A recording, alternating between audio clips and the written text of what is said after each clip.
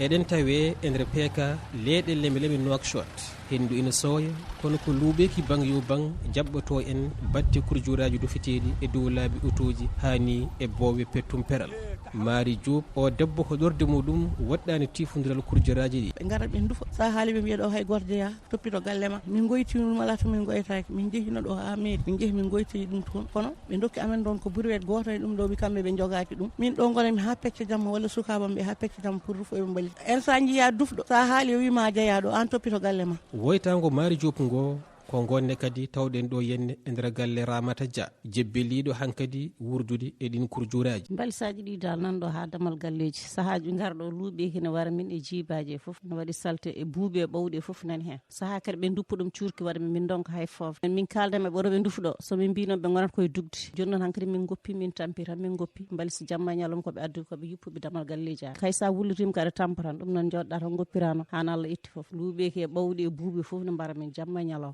So tawi Ramata ko jebbeliɗo Fatimata Anne holliti ko ɓen yuppoɓe saraji galle mumen kurjuraji ina fondi hen foof fadani e laamu. Kuljuru o ko mboros sabi ɗum ko fawru mboros ala ko ronki yaltude kuljuru ala ko ronki wonde hen luuɓeki ne hen hendu bondu ne hen ɓowɗi ne hen sahaji jibaji ne gadde ko yimɓe mo koɗani e leegal ngal joom saretaji ɗi gaddoyta balitaji banggueji goɗɗi kuljuraji banggueji goɗɗi gara juppo amin kaɓo subaka amin kaɓo jamma amin kaɓo nangue hoore kono noon kamɓene wonnon ko ɗum woni liggey mabɓe koɓe renoɓe min tan tuggi tisbar ha takkosan sa natti ɓe gaddat so min ndeni ɓe ñalawma o so jamma ari ɓe gadda ene waɗe amen tampere no fewi hen banggue goto no ɗiɓi wade no min kawini kuljuru o eggi kono caggal galleji ga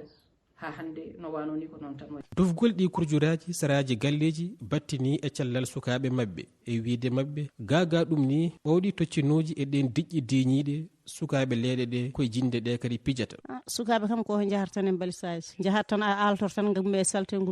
kono sukaɓe kam toujours ene jaaha e balisaji heddoro tan kadi wulla joom bamden kadi gadda balisaji duufa adama galle. O suka gorko joom saret mbabba dufo kurjuraji holliti koɓe ngala bowɓe godde ma jinde ɗoɓe joppi ɗum.